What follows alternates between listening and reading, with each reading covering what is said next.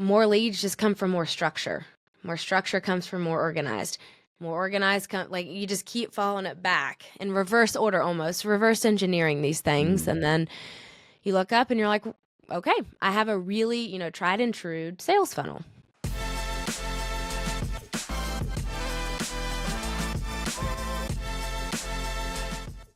Hey, everybody. Welcome to another episode of the Grow Rogue podcast. I'm here with Nikki. We're so glad that you're joining us. Today's going to be a really helpful episode. Nikki, why don't you explain what it is we're talking about today? So, fun day. We're talking about mistakes.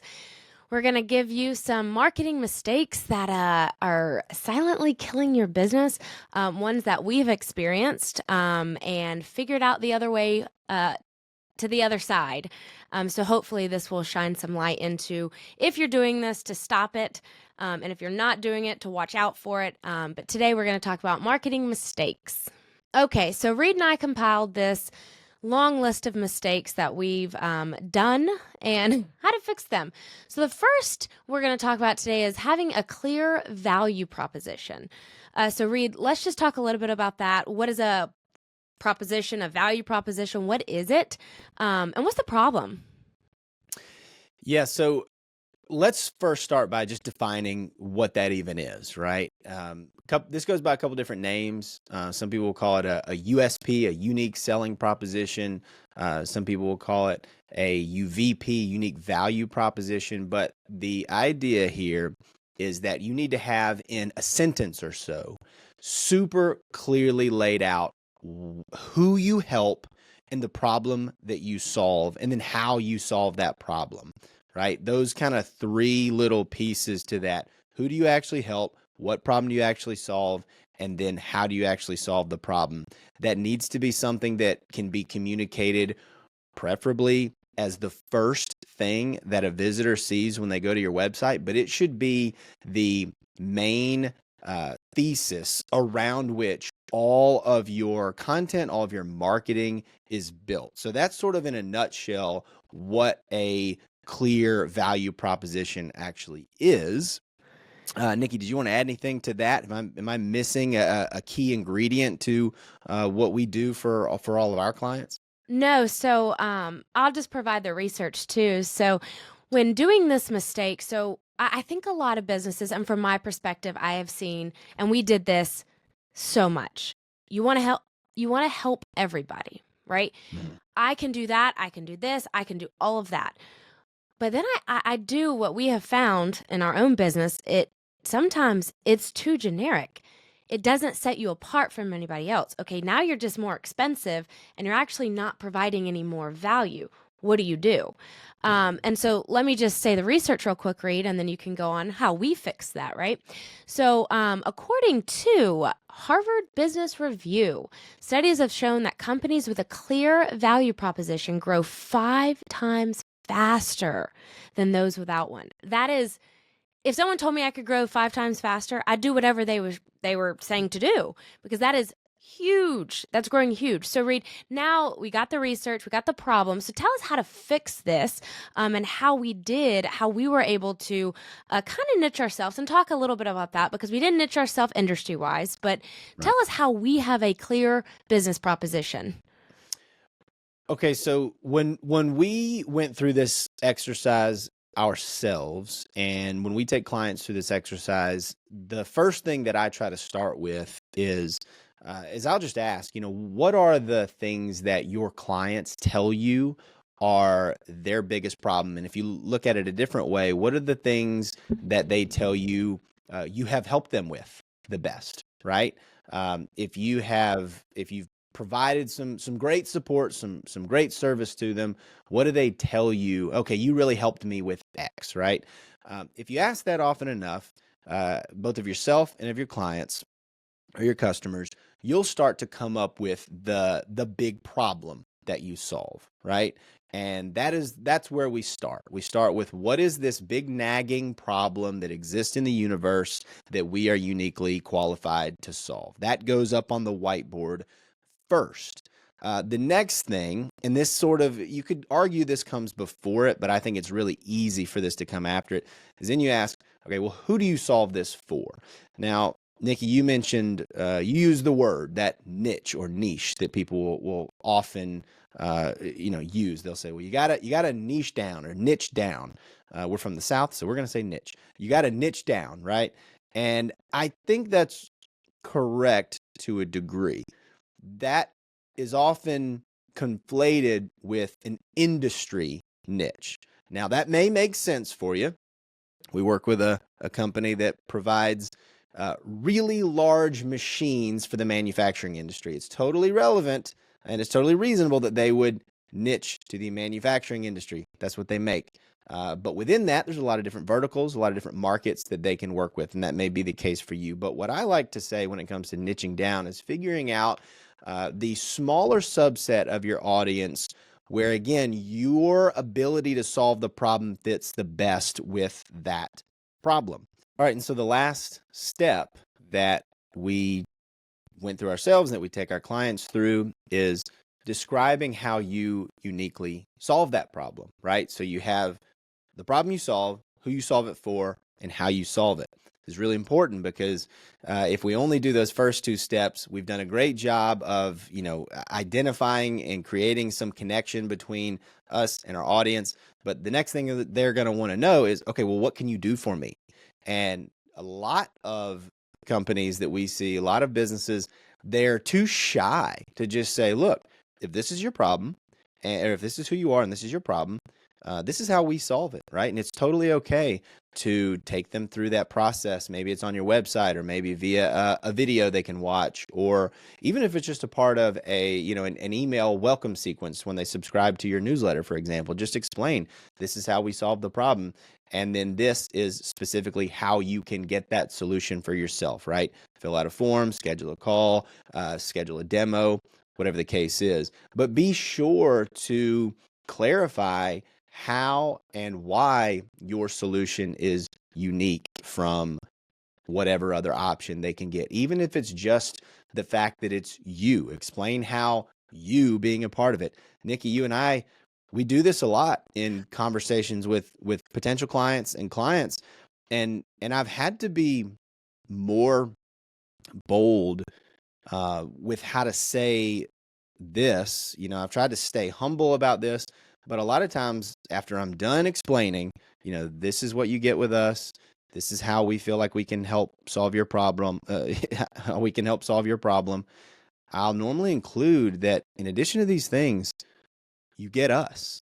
And what I mean by that, and what I've said several times, and it really does, it comes across as a really, important added value, is that you get, 25 years of marketing experience between the two of us, added to your executive team effectively, right?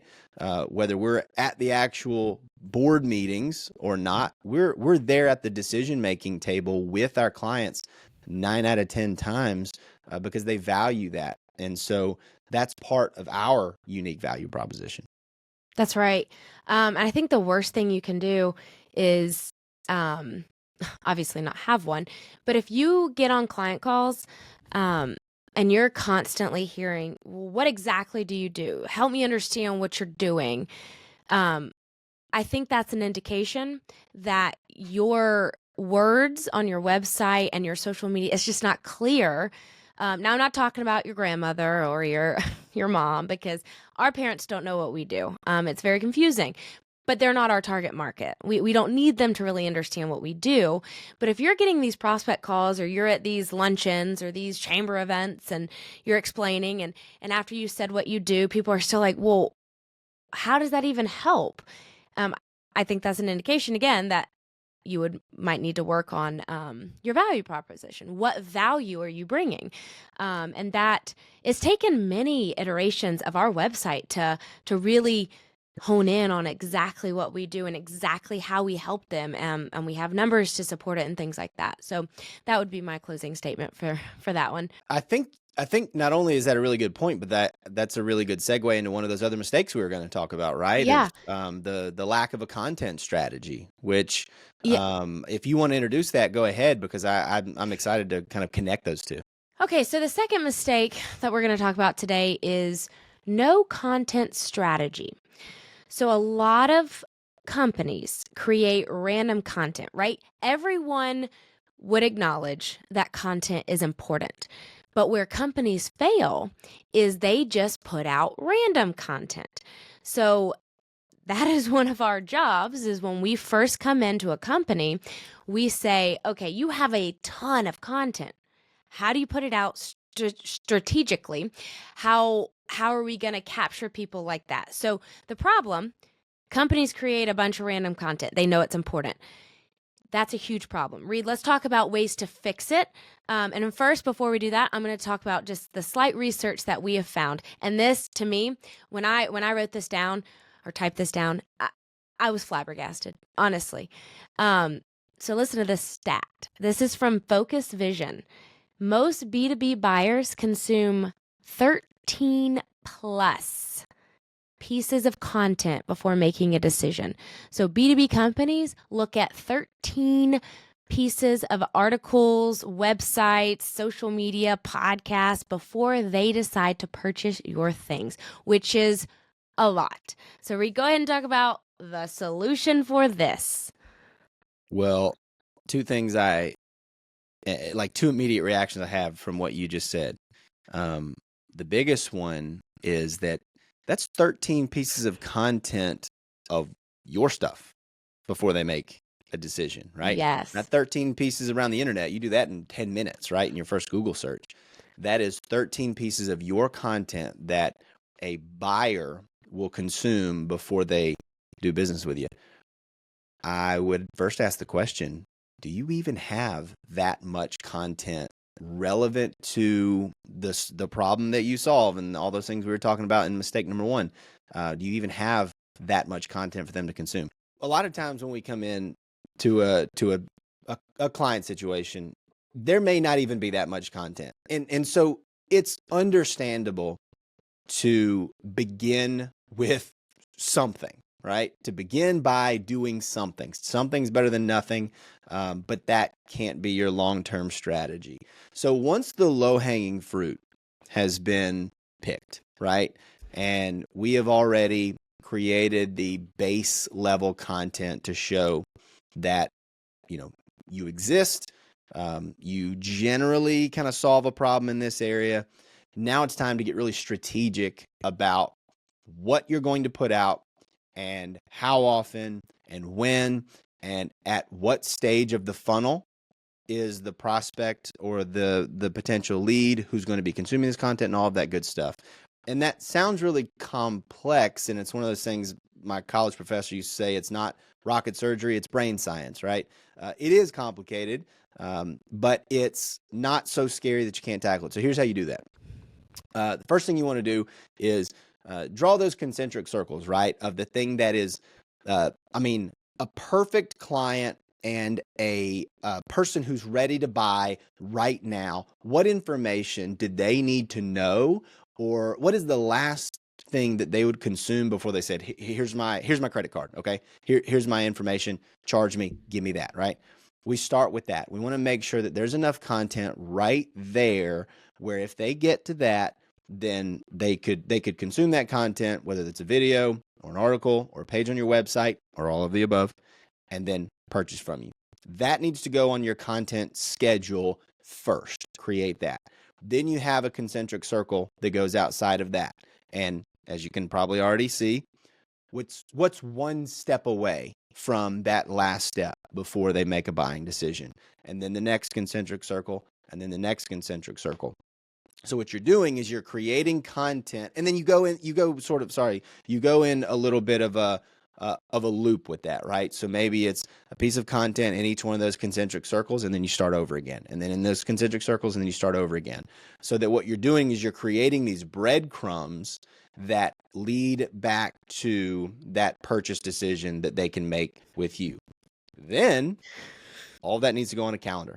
It needs to go on a distribution, in their various distribution channels at specific times. It doesn't really matter, especially the early you are into this, how often and when. It just needs to be, what's my favorite word in marketing, Nikki? Consistent. It just needs to be consistent. And so if you are consistently putting out content in those various concentric circles, you're going to be okay when it comes to a content strategy. Yeah, I like that. So let's dig a little deeper though. And I think on our last podcast we talked about for every five emails you send, they need to be purely education. On that sixth one, you're allowed to soft sale, things like that. So we are talking about content. And since we're talking about mistakes today, I think you would agree, Reade, that if you're listening to this and you take nothing away, please take this. Don't leave this and go send out a sales email a day. We have worked with so many clients that I know everyone's biggest goal is to just sell more and to get more revenue. Totally get it, totally understand. But you cannot then just go start sending sales emails to your contact list. So Reade, talk to us a little bit about promotional versus educational, and not necessarily numbers or anything like that, but just, again, we're talking about mistakes today. Let's keep on that trend of what you've seen real businesses do, what we used to do, to think, okay, if we could just send this email out to 1,000 people, we'll get a sale, right? Let's talk about mistakes and what not to do with promotional content all the time. So I'm glad you point that out, Nikki. So if you were listening earlier, guys, I talked about, I mentioned the concentric circles of closest, the last thing they're going to read before they make a buying decision. Notice I didn't say that was, sales content. That is the last bit of marketing content that they would read, meaning it's got to be something that, that pushes them over the edge, where their desire to move forward is there. Now, the other side of that coin is that we do need to be there to make the ask, right? So once you've created that piece of content, and if your content strategy is really on point, you've got a call to action within that last, tiniest concentric circle piece of content that is asking for them to make that buying decision, book a call, book a demo, whatever the case is. If that's being delivered via a newsletter, well, it's really nice to be able to have that call to action in it.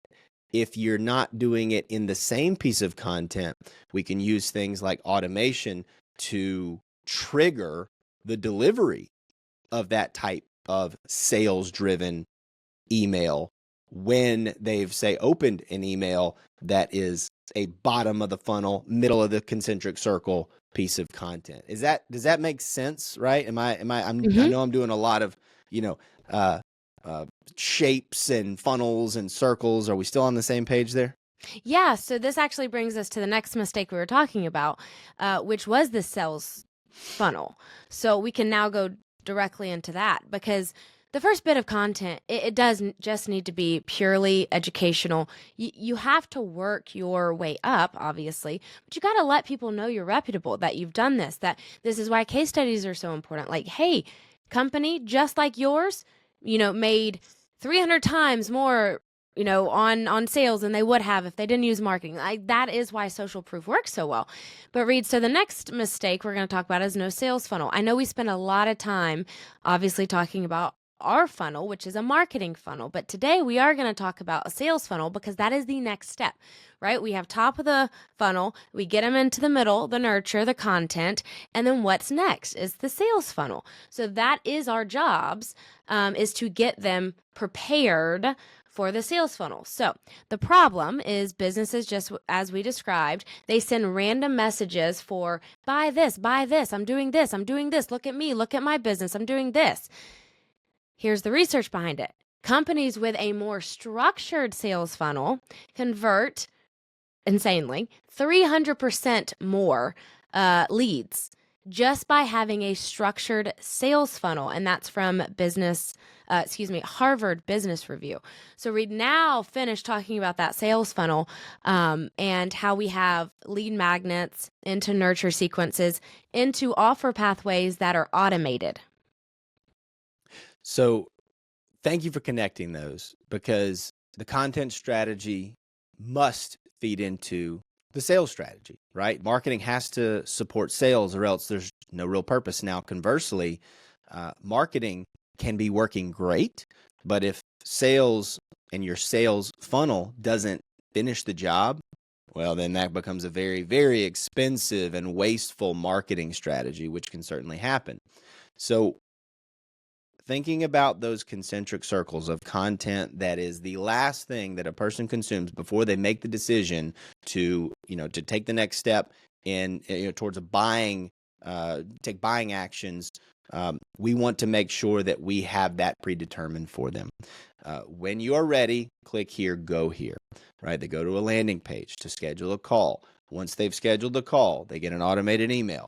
Once that happens, you get a notification. That notification prompts you to reach out and confirm. Then it's, you get it on the calendar. And then from the calendar, or from that meeting, then there's a specific follow-up sequence that goes from that point and so on and so forth. That needs to be mapped out from beginning to end. Now, it's not always going to follow that exact prescribed pathway every single time.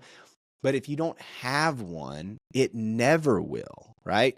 And you're not going to gather any data about that process. So without data, how can you improve on the process over time?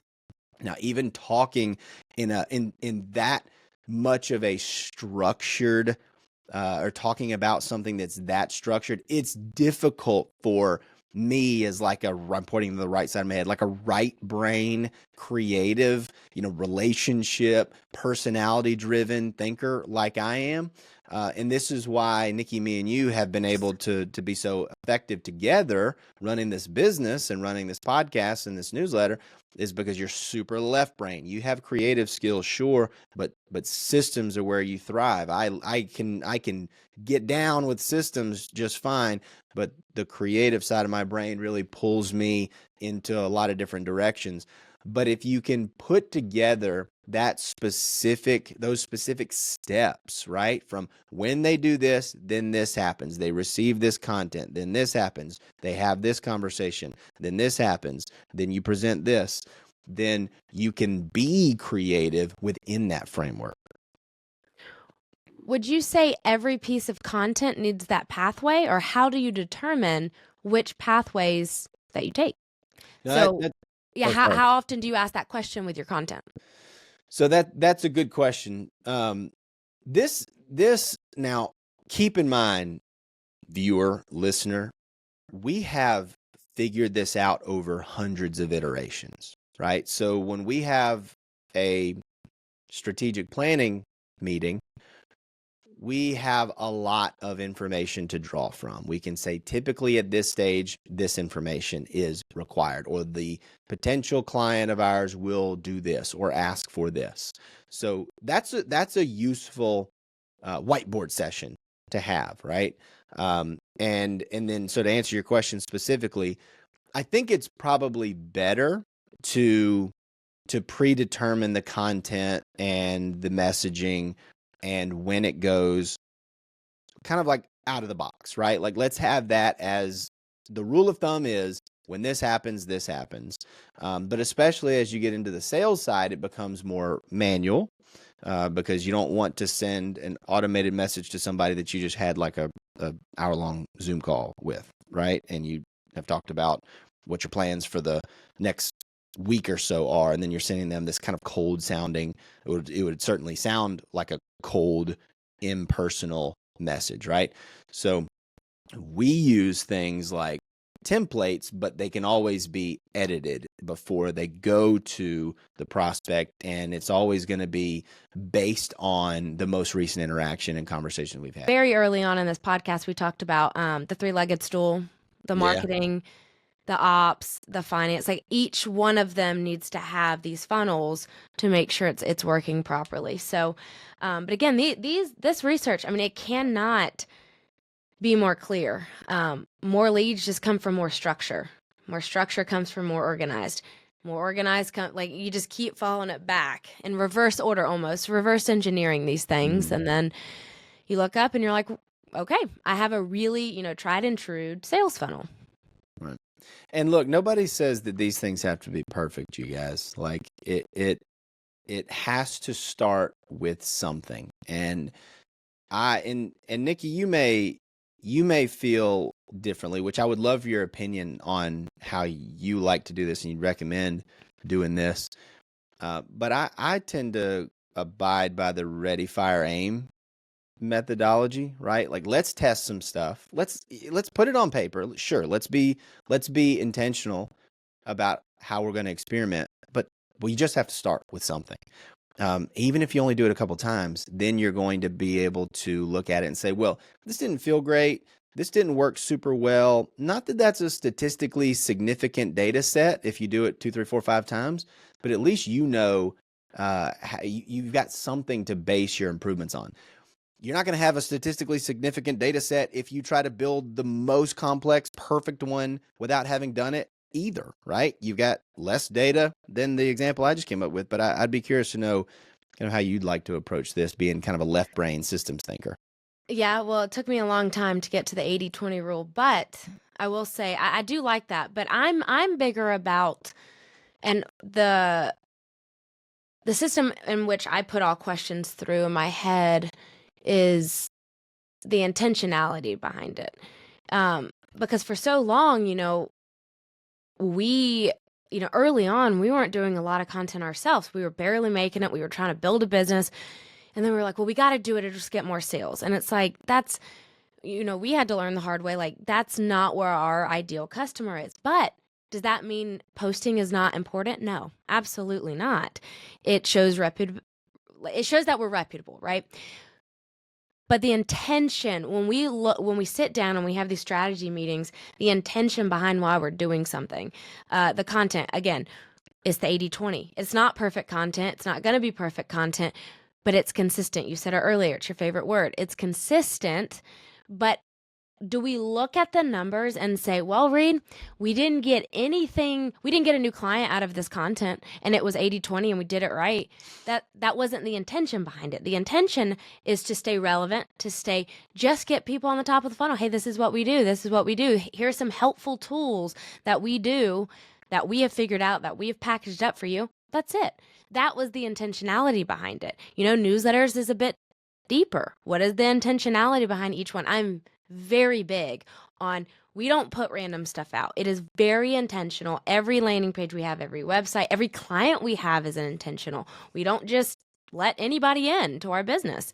We are very intentional about everything we do. I like that. I'd agree with that. I think that's something that you've brought to the table, just your presence and your being kind of the person in the room to say, what's the plan here, right? I always tease Nikki and I'd say that her favorite phrase is, what is it? Let's get a game make a plan. Right? It's always something that comes up, whether we're planning where we're going to go that afternoon or what we're going to do for the next quarter, for the business. And it's been really helpful. It's been really great. I need to give you credit where credit is due there. Well, thank you. But I do think we didn't start here. So to give you credit, you got to get started, because I always say, like, well, on paper, on a textbook, this would be great. But until you do it and you see it and you try it and you have real numbers, it's just not real. We can teach a course on it and we can write a book on it, but unless those people, I mean, what do authors always say? Like, I don't want to read a dissertation on the smartest person alive. I want to read the business owners who's failed 100 times. I want to read his stuff. I don't care if he has degrees. I want to read his stuff or her stuff because they did it. And to me, that you do have to start somewhere, and then you reverse engineer it. Hey, why'd that work? Why'd that customer come? Hey, why'd that customer leave? I literally just read one of my quotes this morning of, it's one that I'm trying to implement every day, is, how did I fail? And it says, how did I fail today? If I didn't try anything hard, how will I grow? Like, we have to fail to realize, like, okay, that didn't work. What are we going to do? So that is how I look at life. And it has taken me, I've worked with you 5.5 years in this business. It's taken me about 4.5 to get there. So, but yeah, that's my take on it. I think that's good. Awesome. All right. I have a question. Yeah. Sort of a wild card. I'm bringing it out at you because I want us to be transparent in our attempt at supporting our audience. Nikki, what do you think the biggest mistake that we've made since we've started this business? Honestly, Yeah. honest to God, Mm-hmm. that we didn't niche earlier, that we didn't productize earlier. Every business book I ever read said to do it. And I was like, no, you and I mean, we had these conversations early on. We were like, well, we don't want to do that because we do offer a wide range of services, a wide variety. We were scared of it. And I think if we did it sooner, we would have realized, okay, when I say niche, I don't mean, like you said early on, we're not the best marketing agency to hire if you have a B2C. Could we do it? Yes, and we've done it. But over those years, we've realized that we are more equipped and our price points and our things like that are just more suitable for businesses, B2B. That's just where we land. That's what, you're really good at making strategy for that because yeah, so I would say that was the biggest mistake that we but it's not too late. We've done it. We've productized, and guess what? The productized system or the productization has helped us with systems, and systems has been the biggest thing to help us scale because now onboarding a client, it's just no problem. But Nikki, so I agree with you that has been a major mistake that we made, and I think I know why. And I think this is something that holds back a lot of people from doing this. I misunderstood what it meant to niche down. I was terrified that it was going to lock me into an industry that I would end up hating, right? And it would limit our growth opportunities. And what happens if there was a regulation that came into that industry and it just basically put us out of business overnight? I even think that we are putting unnecessary boundaries around it by using a specific term, right? Like a known term. Even saying B2B is, I think, limiting in a way that is not as helpful. Here's what I think really helped me to accept and to feel comfortable with like the niching down. And it was really matching up what we did best with the type of audience or the people in our audience, the companies that we were speaking to, the organizations we were speaking to, that worked best with. And that's it, right? Not overcomplicating that. And in my view, what that actually is for us is entities, organizations, businesses that have to use storytelling in an intangible way. Meaning, if you're just showing a thing, right? In my view, the marketing and the content that is around that, right? If you're selling a car, you're just kind of coming up with stuff to say that makes people remember it. And that's fine. And there are plenty of agencies that do great with that. And there's plenty of marketers that do a great job of that. In my perfect world, the type of clients we're working with, they are selling an outcome rather than a specific product or service. Now, this often looks like B2B because that's where this context, happens most often.